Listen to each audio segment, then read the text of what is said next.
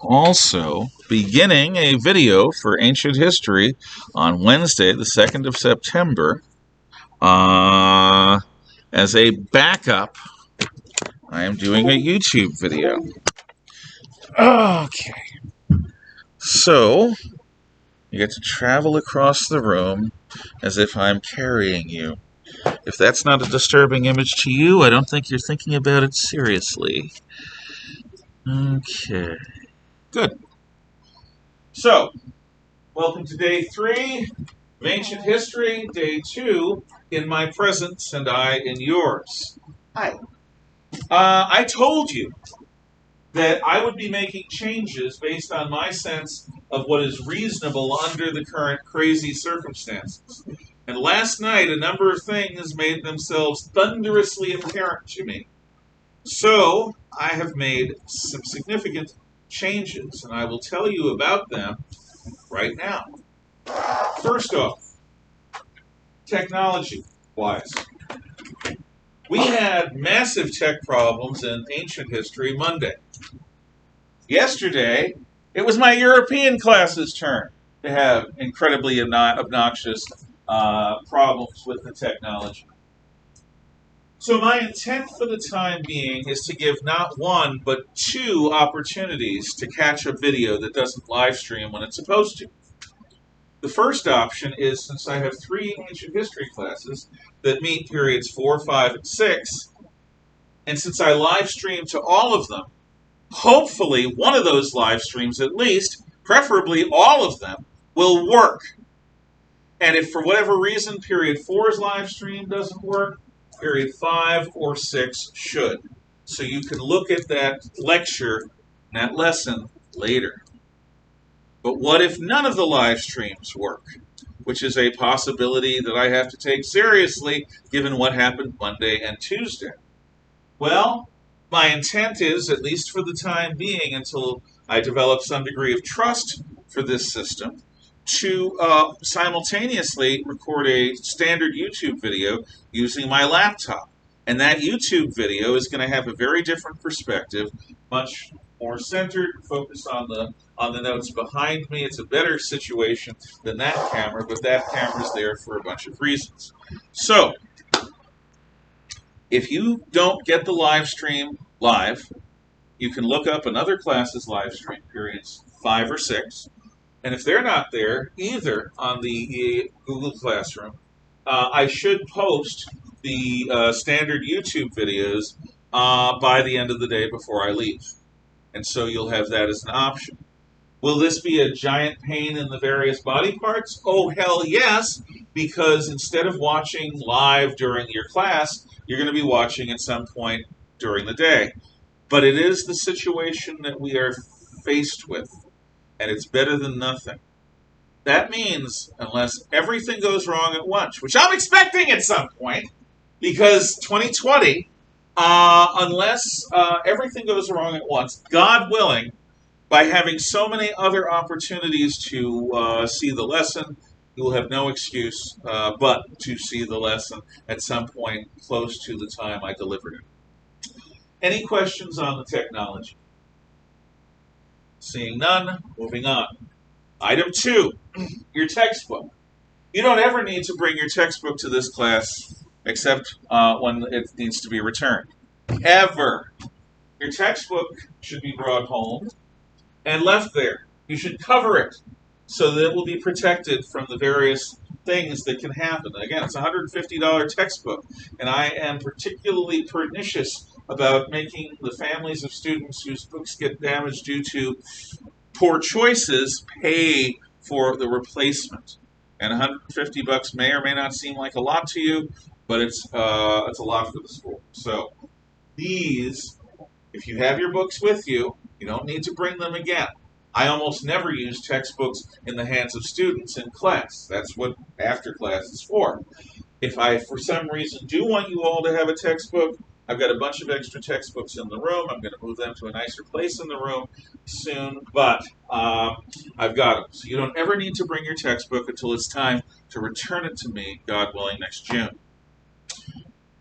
Please cover it also. Any questions about the text? Okay, seeing none, moving on. Now we come to CP. I had planned when I took this course on that we would just have an honors section.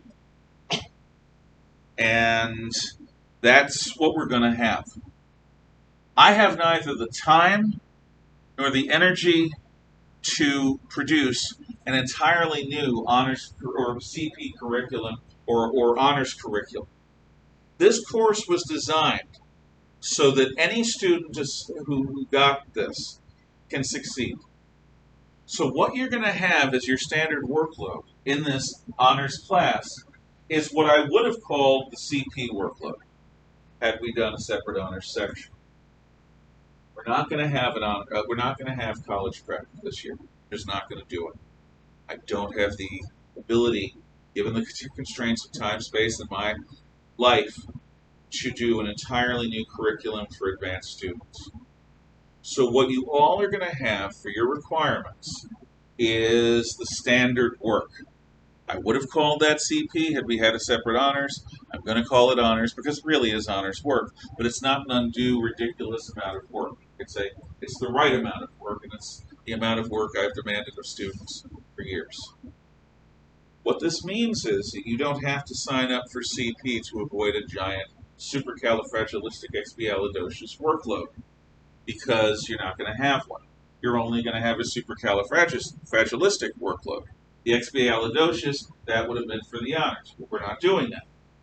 So you don't need to worry about lunch meetings because we're not having it. You don't need to worry about signing up for CP because it's not an option. You don't also need to worry about being saddled with a massive amount of honors work because you're not going to be. You're going to be saddled with the amount of work that I would have assigned to CP students. But what if you want to do advanced work? What if you're one of those strange people that wants to go above and beyond and really, really be a hard charge? I suggest, first of all, getting A's in this class is not easy. Try to do exquisite work that I assign. Also, I may allow people to do some of the honor stuff I have been planning as extra credit. So if you choose to do the extra credit, you will benefit. But for now, you're going to have the workload of what I would have called CP, but it is going to be called honors. Everyone's going to be in it. I'm not going to have 2 sections, 2 levels. I just can't. If this was a normal year, I could. But I spent so much time yesterday and Monday wrestling with the technology and wrestling with all the other special 2020 things. I am not able to give them. Questions? Just gave you a bunch. Basically, it's all honors. But it's not going to be horrific honors. It's going to be what CP would have been. Like a special mix. Yes. Or an alloy. But yeah. I see no questions, which amazes me, because I know that most of you, or at least many of you, were considering going to CP. If you are flummoxed, frightened, or any other F word by this, you should come talk to me. If you don't have any questions now, come talk to me later or email me. I did send a message about this morning when I made the final decision. I have a short video as attached to that message where I explain what's going on, and I also copied your parents or guardians to it. So they understand, if they've read their email already, that it's just honors, but it's going to be a reasonable workload. Still, I see no questions. Question is, do I see the eyes of worried people? If I do, you should talk to me about it, because this is designed actually to be a relief for not only me, but for you. You can still do advanced work if you want. It will just be voluntary, and I'll have it set up within a week or 2. I see no further questions, so we're going to move on. Last thing is Fridays. This is a lecture-oriented class. I've got to tell you the story of human history from creation, whenever that was, all the way up to the end of the Middle Ages. That's 5,000 to 7,000 years of recorded history, another 3,000 years of farms and cities, countless tens of thousands of years of the old Stone Age when we were completely savage. That's a lot of stuff to fit into a school year. So what I'm going to do on Fridays is I'm going to record a YouTube video. And I am going to hopefully have it posted between 8 a.m., that's probably too early, and noontime. I hope to have it up before then.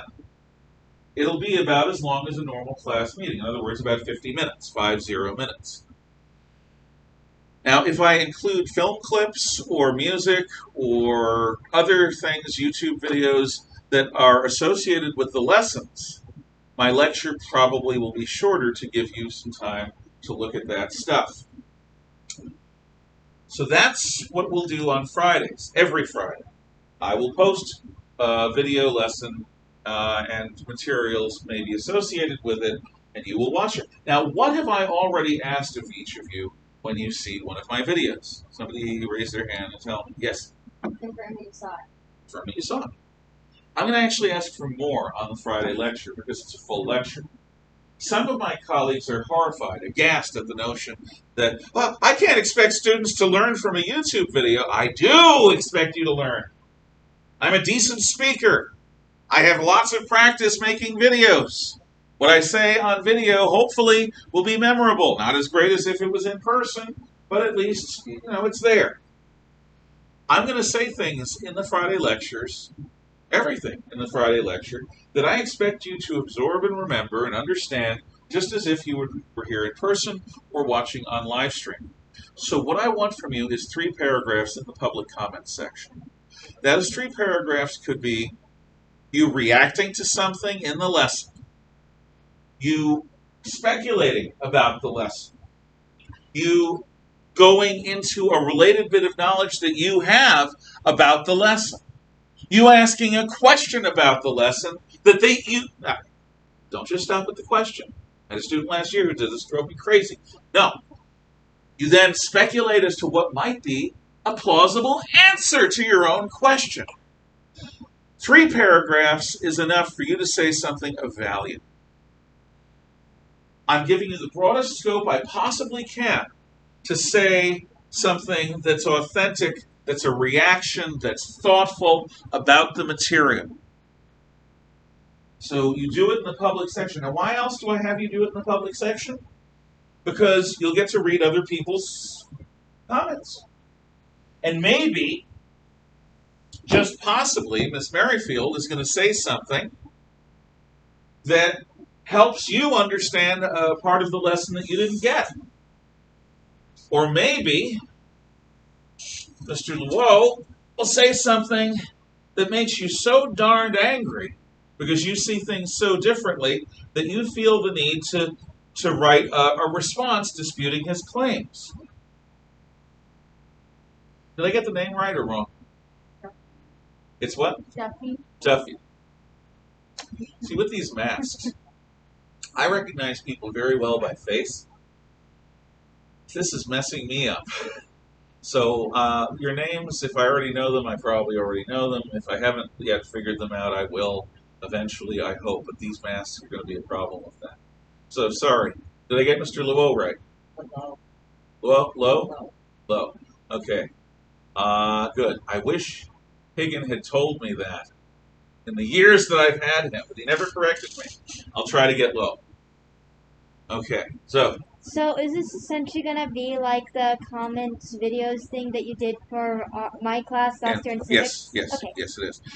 Except I'm making a standard of minimum 3 paragraphs, which I didn't last year, and I'm insisting that you speculate on an answer to your own question, which I didn't last year. Yeah. At least not until the end. All told, it'll be about 50 minutes or so of presentation, and to write a good 3-paragraph or more essay, that might take you 20 minutes, a half hour, 40 minutes at most. So budget that amount of time. You can do it any time between when I post it and the end of the weekend. It will be due before class time begins on Monday. You'll be expected to have it. And I will grade your comments. If your comment is paragraph 1, I hate Nazis. Paragraph 2, they're evil. Paragraph 3, they're murderers. Well, I don't disagree with any of those statements as a matter of course, but I do think that they will fail you absolutely because they are not thoughtful enough. They are not a big enough answer. I want an answer of a certain scope and scale and depth.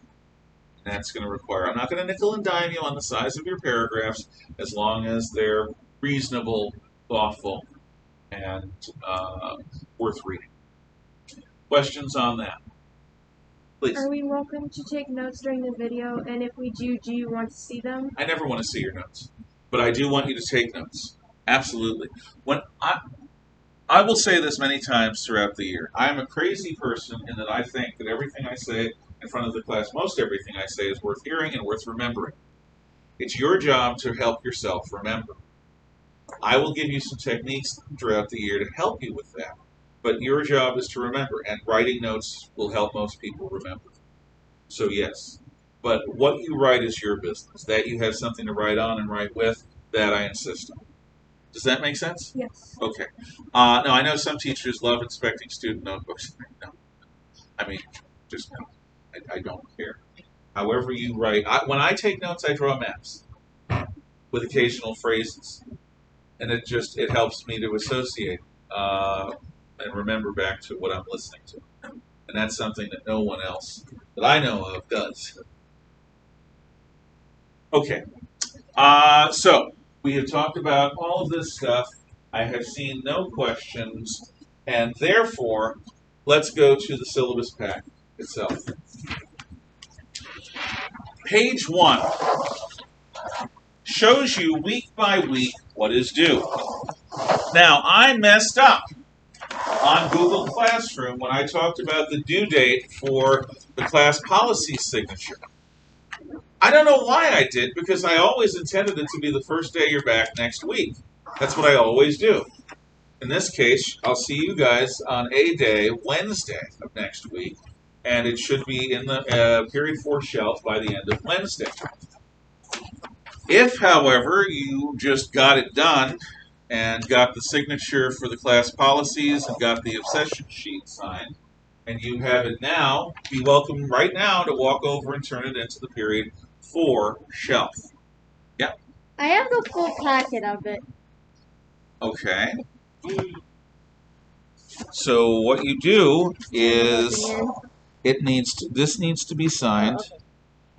Printed your name, signed your grandma, date, signed you, date, yes or no on the movie policy. Oh, okay. And then just cut here, and that goes in. But also, That's all I needed to do. well, that, and there is an obsession. You know the Obsession movie? Yeah.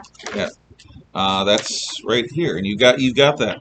So if you want, you can turn that in. Just take the page out and turn it in. Obviously, I can't figure out how to make pages. Yes. Sorry, I looked and said the first policy is the exception. Yeah. I found two slips to sign on.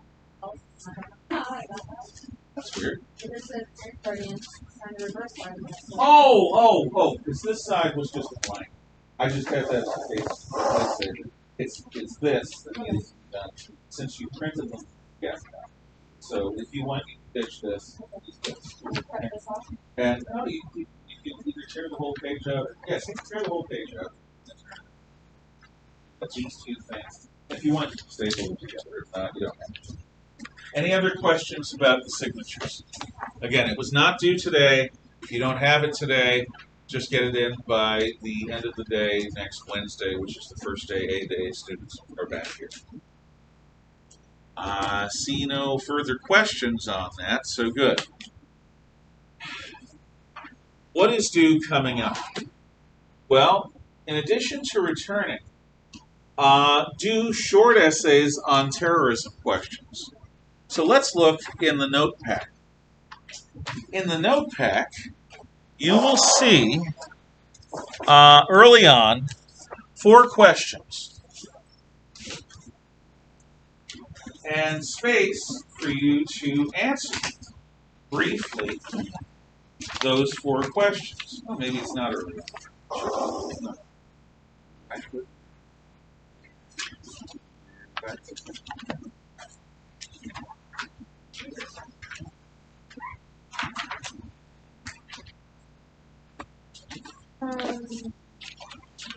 Could it be here? Ah, yes, good. Okay. So this is, I think, the fourth page set, and it looks like this. If then statement. If then statement. See? No, you're too far. Right there. Okay? If then it's too far. So go back. No, the other way. There you are. Right there. If then statements. Right where the beginning. So go.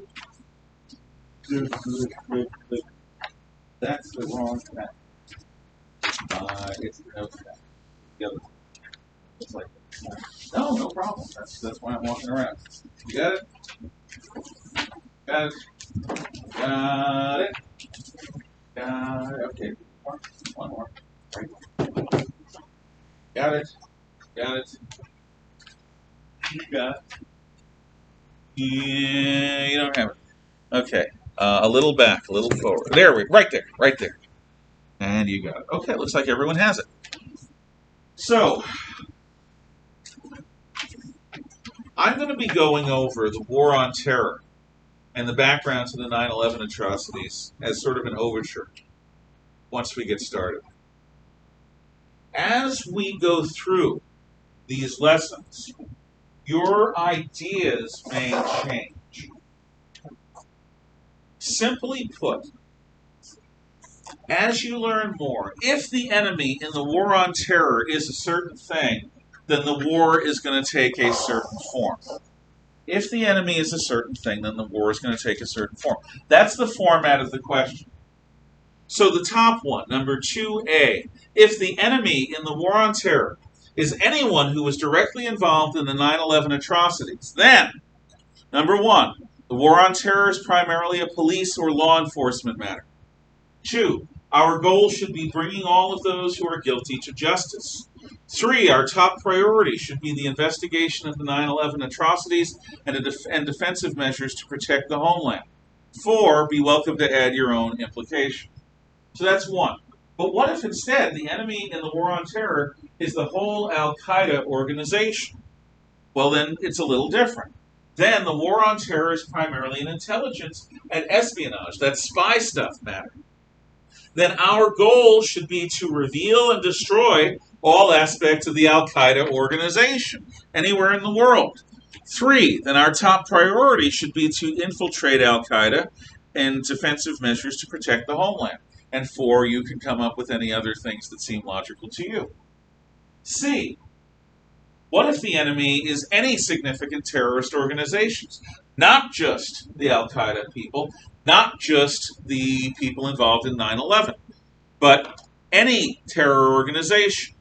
If the War on Terror is against any terror organization, whether it's called Al-Qaeda, the Amsham Rikyu, ISIS, or any of the dozens and dozens of other terror groups out there, then 1, the War on Terror is primarily a diplomatic and intelligence matter. In other words, you need diplomats to help coordinate international law enforcement, and you need spies to monitor these groups. 2, our goal should be to detect and oppose any terrorist threat with covert operations. That's CIA squads, that's irregular warfare, guerrilla warfare, hit-and-run attacks on their bases, that sort of thing. 3, our top priority should be the infiltration of any terror group and covert operations to disrupt and destroy them. In other words, if we find a group of Red Brigade terrorists or Islamist terrorists in the middle of the Libyan desert, we send in a SEAL team to kill them all. That's a covert op. It's basically War of Assassins type stuff. And 4, be welcome to add anything. But the biggest one is, if the enemy in the War on Terror is the culture of state-sponsored terrorism, what does that mean? State-sponsored terrorism is a product of the atomic age. Russia and the United States were competing for control of the world. The Russians wanted to communize it. We wanted to keep it free. But we couldn't fight each other in World War III without destroying the world because of atomic power, atomic weapons, hydrogen bombs, that sort of thing. So instead, what we did is we would fund criminal organizations that have political goals. These are called terror groups. We would fund them, they would fund them. Our terrorists would attack their allies. Their terrorists would attack our allies. Is it perfect? No, it's low-grade warfare. But it's better than a full-scale atomic war. It's better than Armageddon. But the Cold War ended in 1992. Why are governments still allowed to fund fanatical criminal organizations and give them government-grade military weapons, government-grade spy satellite data, government-grade protection and medical supplies? Why do we still permit this? If that's the enemy in the war on terror, not any terror group, but the governments that support them, not the Al-Qaeda group in particular, and certainly not just the people involved in the 9/11 attack. If the war on terror is against the whole culture of state-sponsored terrorism, then the war on terror is primarily a military and diplomatic matter. Then our goal should be to overthrow any government in the world that supports, protects, guides, trains, equips, directs any terrorist organization. Then our top priority should be to diplomatically isolate any government that sponsors terrorism, and if they refuse to abandon their sponsorship, to overthrow them. In other words, hardcore small and medium-sized warfare. Now, I just blurted out a bunch of syllables at you. Sometimes history is like trying to sip from a fire hose. It's kind of difficult because there's so much flying your way. All I want you to do is think about terrorism and decide who you think the enemy is. And based on your answer of who the enemy is, it could be any of these four, or it could be something else. Who's the enemy in the war on terror, and what should we do to win it? Or to fight it? Or to get out of it? That's the purpose of the essay. And this is to guide you. Now, the syllabus says that this is due this coming Tuesday or Wednesday.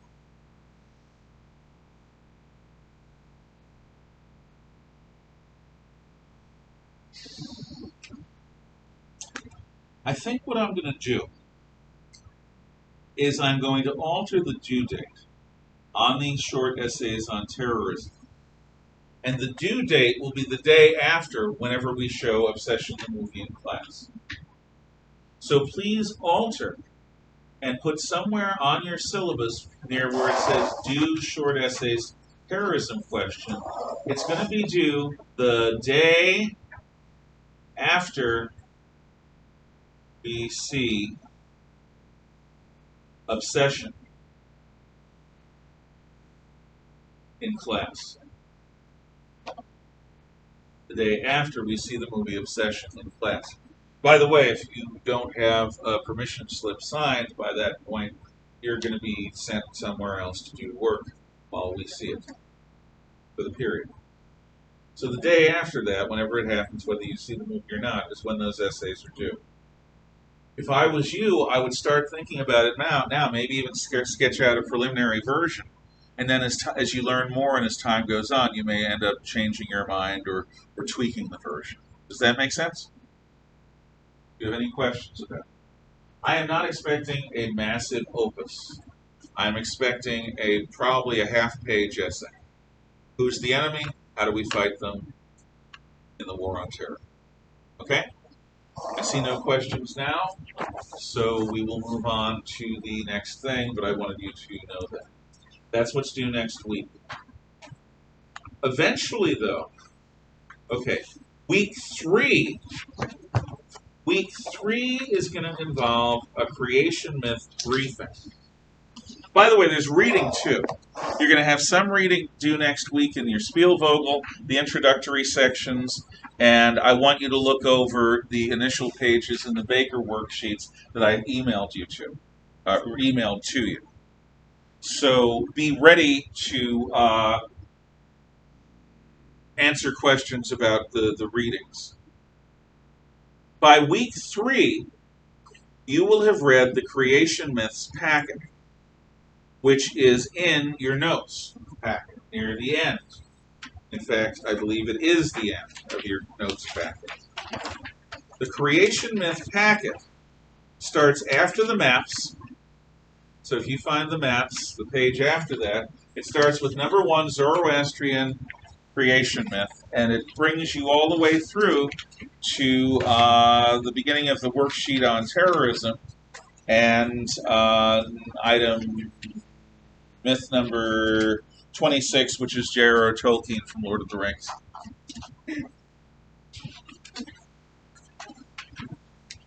You're going to be selecting a myth and maybe a partner, and you're going to be answering questions about it. So let's look at what the assignment says. Where The is assignment. the assignment? What? Where is the assignment? Well, that's what I'm about to find out. So I don't remember.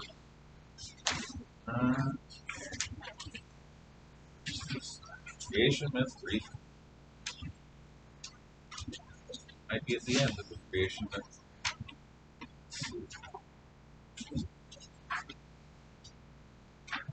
No, that's terrorism. Ah!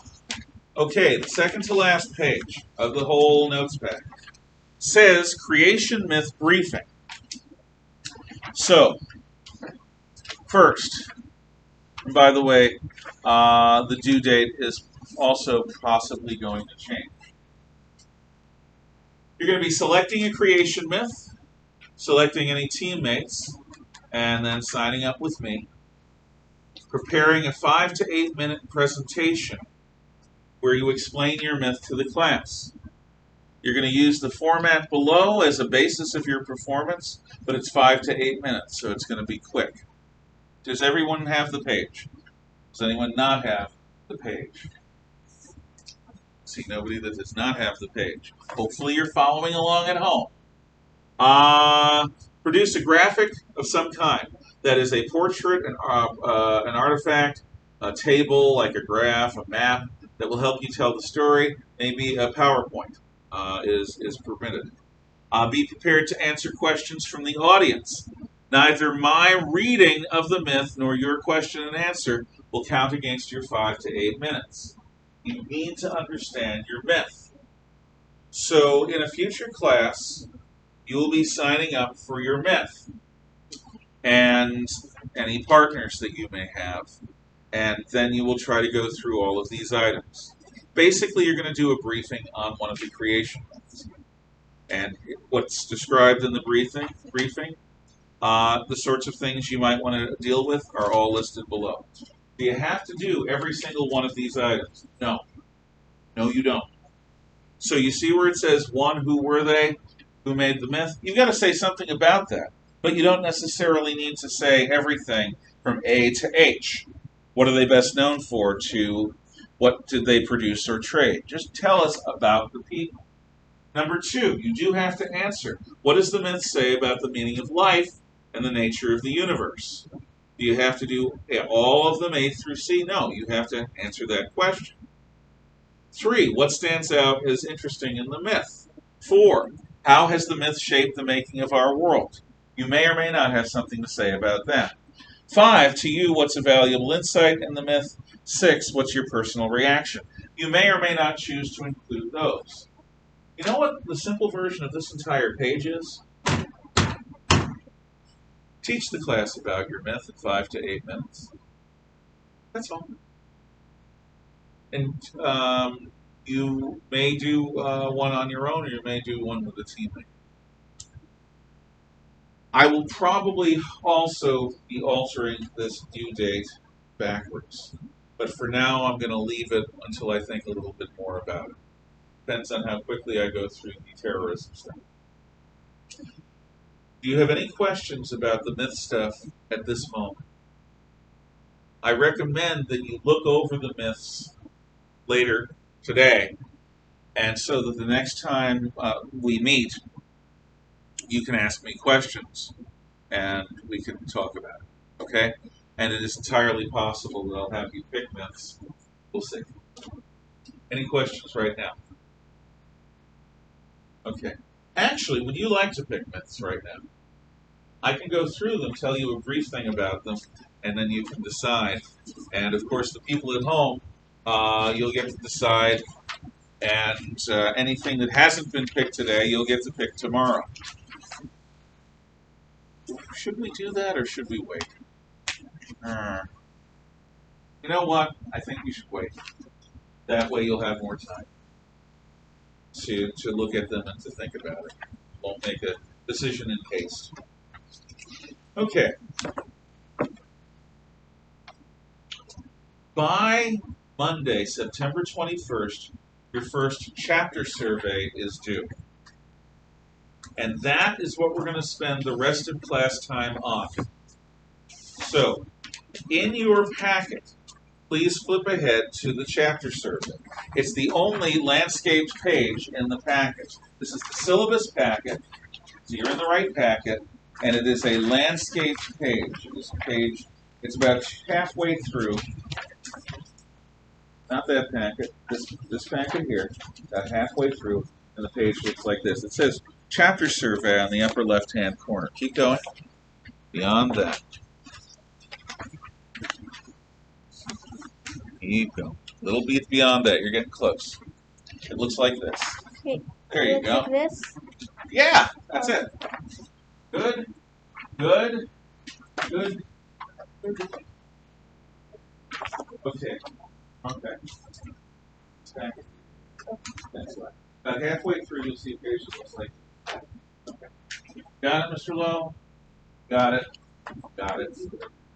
Okay. And you at home, you can't see too well, but it looks like this. It's horizontally formatted. It's got chapter survey and number up here in the corner. Okay. We'll start with the first section.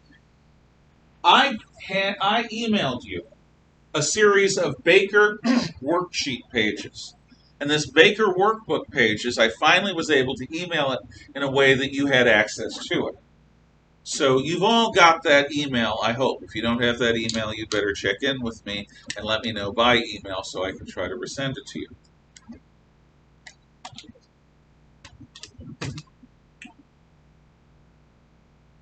You're going to see, for Chapter 1 of Spielvogel, the pages that you have to read. The first page, the Baker worksheet pages, and there are probably 10 to 12 of them, that deal with Chapter 1, all have the number 1 in them. And you'll see later there's 2, 3, 4, 5, 6, 7, and so forth for succeeding chapters. So you're going to look at all of the ones that deal with Chapter 1. First, at the beginning of the Baker work pages for each chapter is an outline of the chapter in Spielvogel. Spielvogel is your text, and Baker outlines each chapter as they come. So if you want to know what's in the chapter, and you want some clarity on it, you can look for the you can look at the outline on the opening pages. The second section in Baker is a quick and dirty synopsis of what the key ideas in the chapter are.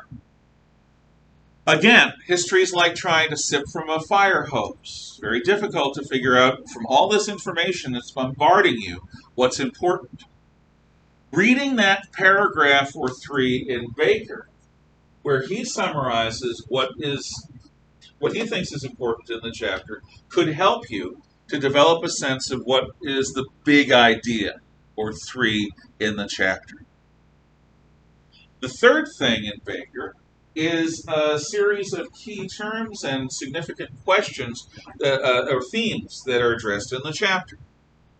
Now, you don't have to do anything with these. They're there for you to help you. If you take 5 or 10 minutes and look at those, they may help you understand the chapter. Some people have found that reading those before they read the Spielvogel will actually give them an idea of what they're about to read, and it helps them. That's up to you. but they're all in those Baker pages. Understand what I mean by the Baker workbook pages?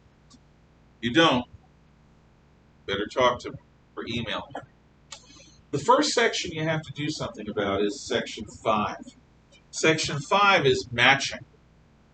So you'll have 10 names, 1 through 10, and you'll have 10 descriptions, A through J. I think it's J.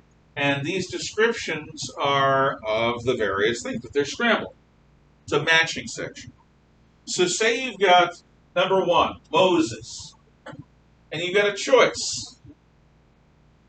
A, Pharaoh of Egypt, who fought the Hittites.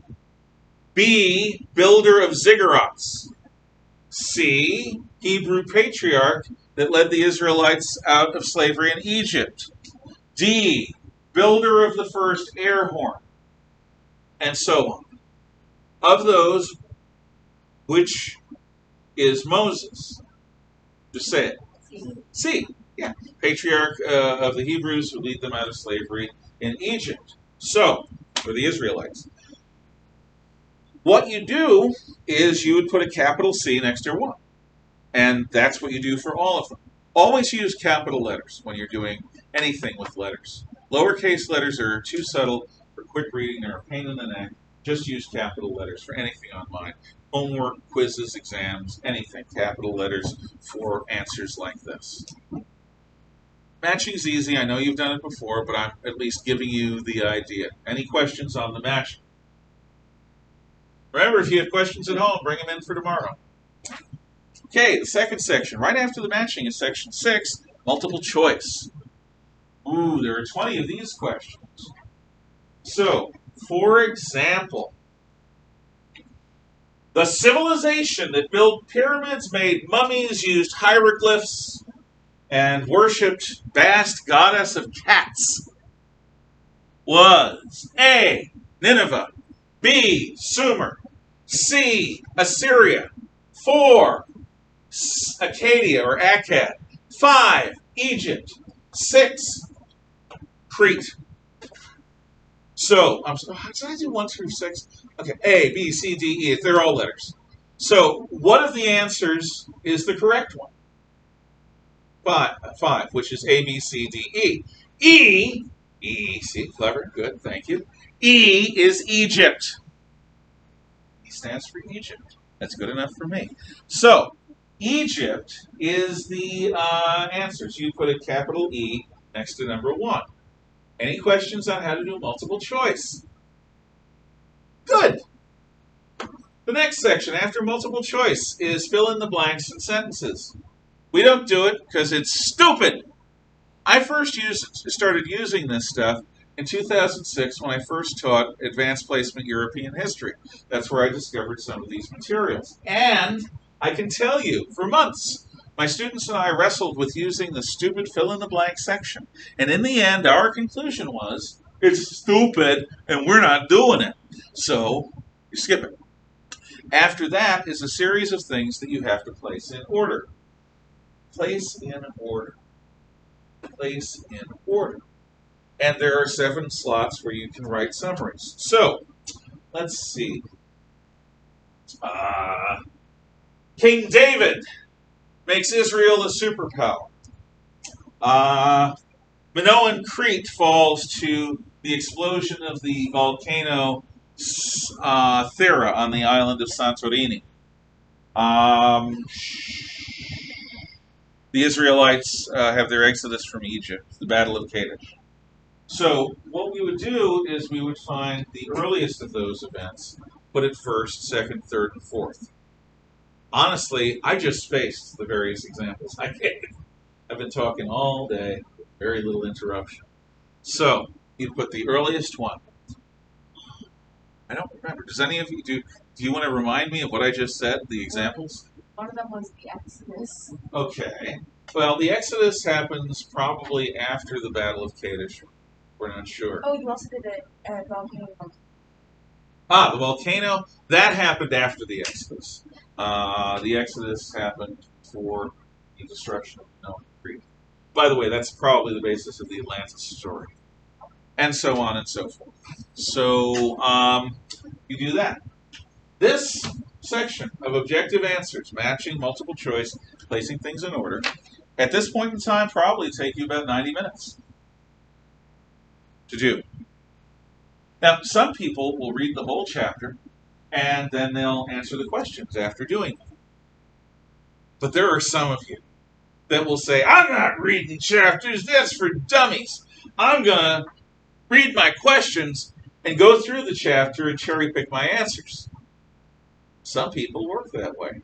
Some people work very well that way. Some people's minds work that way. And for some people, it's not a problem. But most people will end up wasting time doing that method. Whereas just reading the chapter, maybe after reading the Baker stuff about the chapter, and then answering the questions from memory, for most people, that's easier. But even though it may take you 90 minutes to 2 hours now, by December, January, February, you'll have it down to a half hour, 45 minutes. Because by that point, you'll know how to do this. Right now, you don't. This is going to be the bane of your existence, these chapter surveys. You will hate, despise, and loathe them. You will revile them because they will take from 7 to 10 hours every week. I don't assign nightly homework. I assign weekly homework. And in fact, you have about a month, almost a month, at least a few weeks, to do Chapter Survey 1. I recommend you start soon. All told, the entire chapter survey, both page sides, is going to take you from 7 to 10 hours the first time you do it. But as time goes on, you will get quicker and better at it. And again, I think in most people's cases, by January or February, it takes you less than half the time it first took you. So budget the time. 7 to 10 hours, sometime between now and when it's due on September 20th, I think. September 23rd? 21st or 2nd, for A-Day, September 21st. So what about the context, content, vocabulary, critique? we'll talk about that next time. We'll talk. You'll hear it tomorrow online. Okay? Part of the chapter survey is just the matching multiple choice. No, the chapter survey is everything on this sheet of paper, this page side and the next page side, and we will talk more about it. That's why that wouldn't take you 7 to 10 hours. Okay, that's it. I'll be stopping the live stream momentarily, assuming it worked, and I'll see you guys tomorrow. And I will see you guys next Wait, week. don't we have lunch in here though? Yeah, you do. Okay. I'm just saying a nice farewell. Actually, no. I get to kick you out for lunch. We'll talk about that. Take care.